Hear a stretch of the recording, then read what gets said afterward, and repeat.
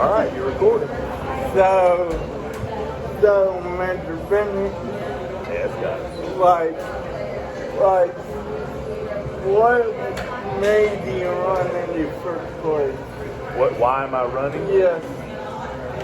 I'm a father and a grandfather. And I don't know if I should talk to you or the camera. I'm going to talk to you.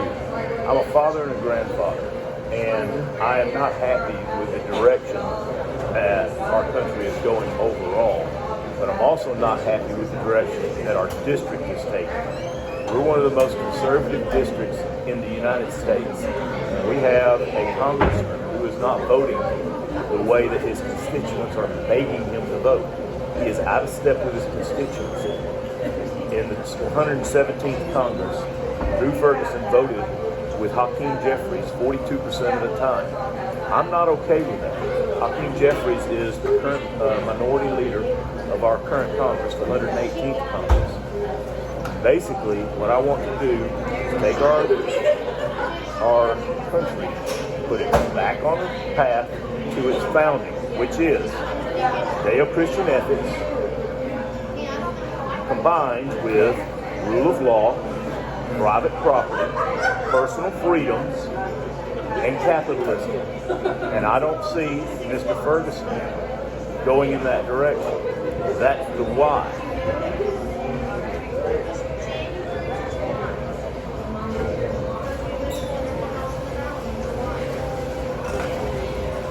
So, I know we both did so many meetings this week already.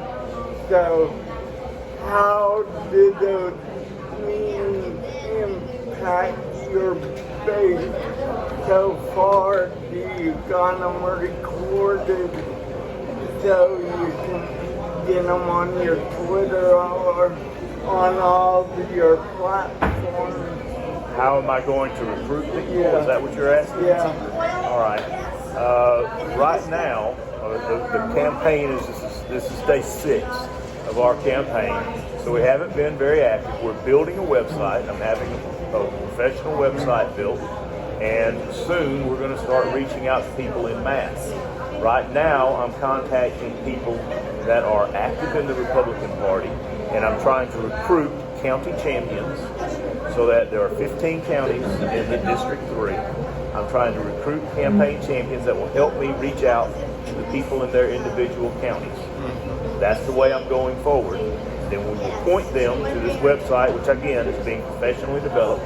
I have a website out there now, but that's a very rudimentary website that I created myself. I was an IT director over 20 years ago. And so my current web-based design is not exactly very good. What's on there now is just something that I could write using my 20-year-old knowledge, but it's up. But I do have a professional team. I literally was working on that before this email started. We're picking slogans, not slogans, but graphics that will be on the website. And we'll be doing professional videos, and we'll be pushing everybody towards that site from our social media sites. The only problem I have is that Facebook has banned me forever. And every time you upload an account that is associated with me, whether it's got the IP address of my computer, the MAC address of my computer, or my face on it, Facebook has banned me and they won't let it on there. So I had my daughter-in-law open an account, and it was fine until they said send us a picture of just you. So I sent a current picture of me, and it's banned because I had the temerity to question Dr. Fauci and his mask mandate after he had said masks are ineffective after it was proven in the 1917 Spanish flu outbreak that masks were ineffective. I didn't believe his science matched the actual science, and Facebook banned me forever for that. And that got standing up for the church right there. Well, because even on the back of the mask, it's not made for COVID-19. Correct, and they're putting that on there for a reason because it's not made to stop a respiratory virus. Yeah. They're just not. It was all, well, it was selling a narrative, and I had the temerity to suggest that their narrative was not actually accurate. Yeah. What would you do with the current election today, and how can we get them back to the basics? Well, you sent me a video. I'd already seen the video. I'd already watched the whole thing when I clicked on it. I believe in paper ballots, and I went to a rally in Griffin last night. It was put on by Georgians for Truth, I believe was the name of the organization, but it was called the Paper Please, not Papers Please. Paper Please was the name of the rally, but what they showed was a system where you could easily and quickly and with a much lower cost get transparency, security, and the ability to audit a paper ballot at about a fifth of the cost of what Dominion costs right now. And it is super fast, it's super auditable, it's done live. You have cameras so you can see what's going on, and you never have to destroy the data because your Dominion's not going to come in and destroy all the data so that you can see it. It would last forever. What is the cost? They didn't have the specific cost last night. They gave us a percentage. They said that it was about $25,000 less, 25% of what the current cost is. What started this was Spalding County Board of Commissioners. They had a lot of tornadoes in Spalding County last year, and they're looking for every place in the world that they can cut spending because they have $25 million worth of damage that they're trying to recover from.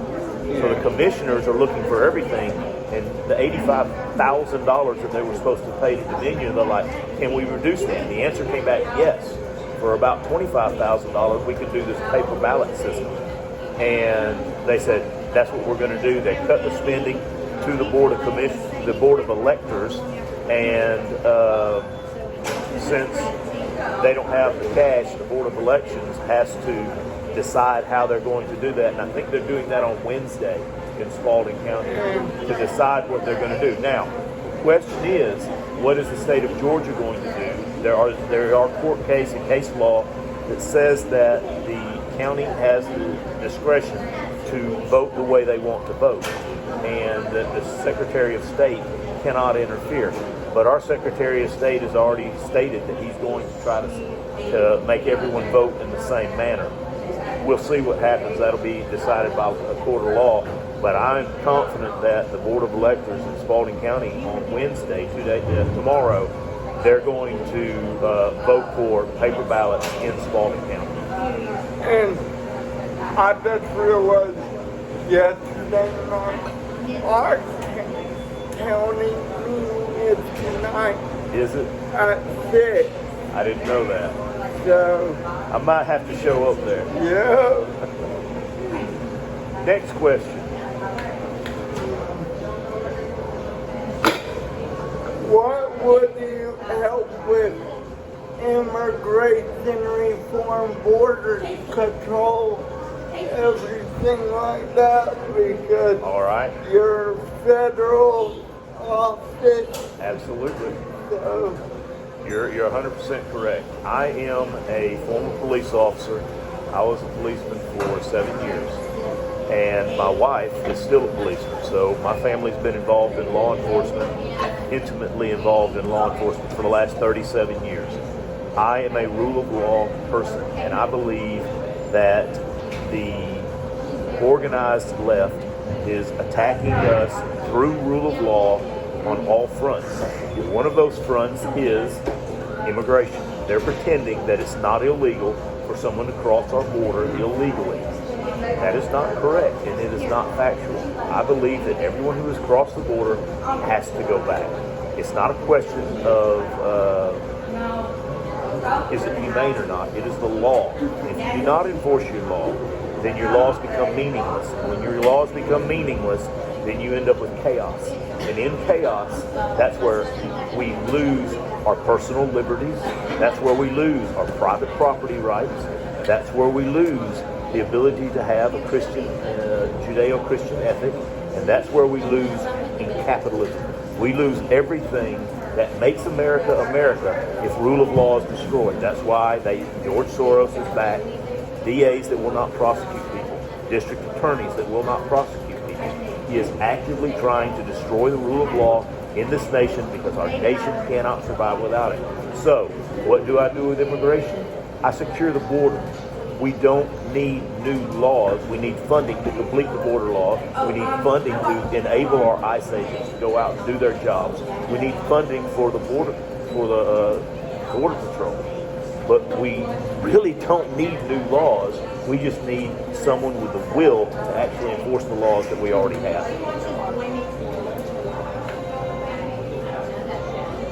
Yes, and I know, like, we built 400 miles of wall in the previous 4 years. Well, we had an opportunity to close the border in 2016. We had a Republican president, a Republican House, and a Republican Senate.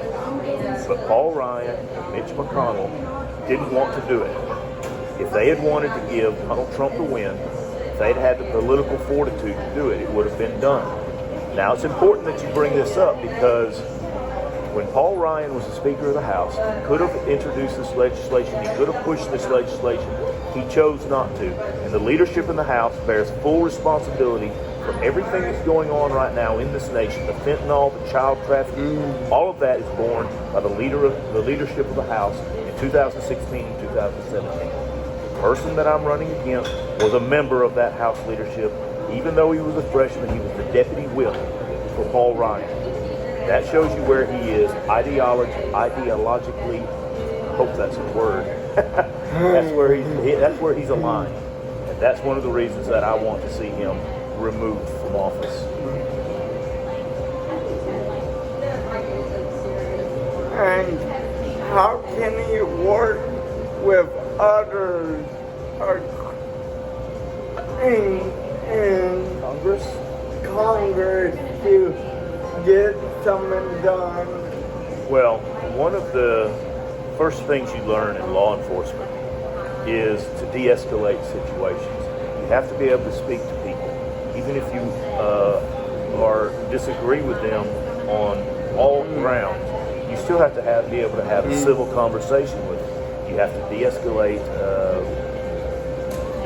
when something is building to a point. You have to be able to take it back down and start to have a conversation. Because without a conversation, again, you reach anarchy, and that's what we want to avoid. We want to have rule of law in this country so that our economies can prosper, our people can prosper, our personal liberties are protected. And I think that my training as law enforcement does that. But also, I was a global commodity manager. I managed $100 million in spend for Carlisle. I bought steel and purchased finished goods. That is, it's not an antagonistic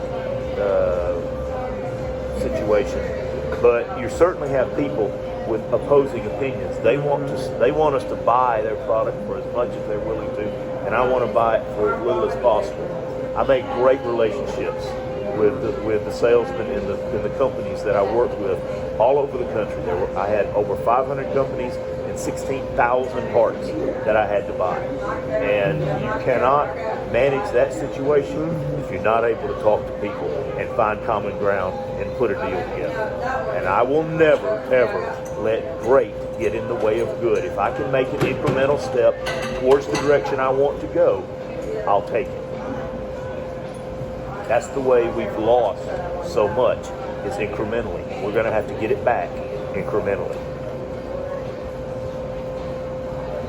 Because sometimes it's looking like we are taking a step backwards to take a step forward.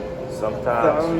Well, recently, at least in the culture war, where some people have not engaged at all, we do exactly that. We take a step forward and then take 2 steps back. That's why Republicans are winning elections, but they're losing the country because they're not engaged in the culture war at all. They are so afraid that the media is going to portray them as an evil or unkind person that they forget that they stand for something, that there's a reason why they ran in the first place. That's not me. I never take a step back. I haven't. You have the flight, fight, or freeze. Well, flight and freeze are not a possibility for me. Yeah. I'm gonna argue my point and try to get it across. But at the same time, I don't want people to believe that someone that is, able to take a contrarian position is someone that is not capable of reasoning through that a good deal is better than no deal if you're only trying to get the great deal. So you have to compromise, but you don't have to give up beyond the point where you're ideologically driven. So.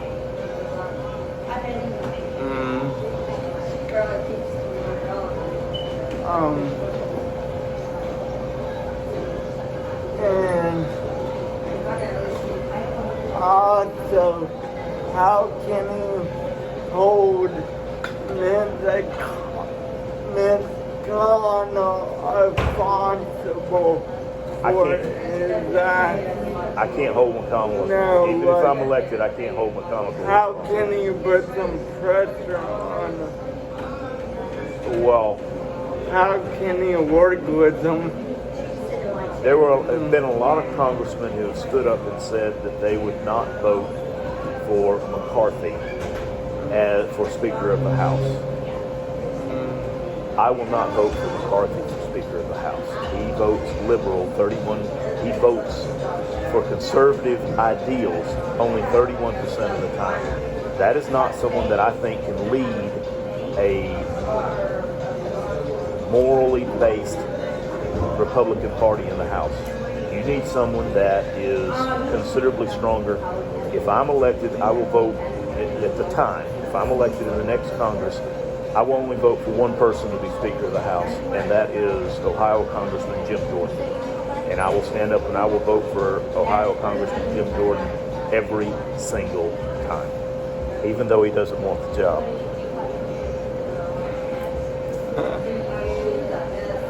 At least that's my position today. Thank you for your time. Thank you, Cole. I've known Cole since he was a little rascal, and I'm very proud of the young man he's turned into. He asked me to do this, and I said yes immediately. He is a great patriot. He thinks about this all the time, and I'm very proud of him. I'm proud to know him. Thank you, Cole.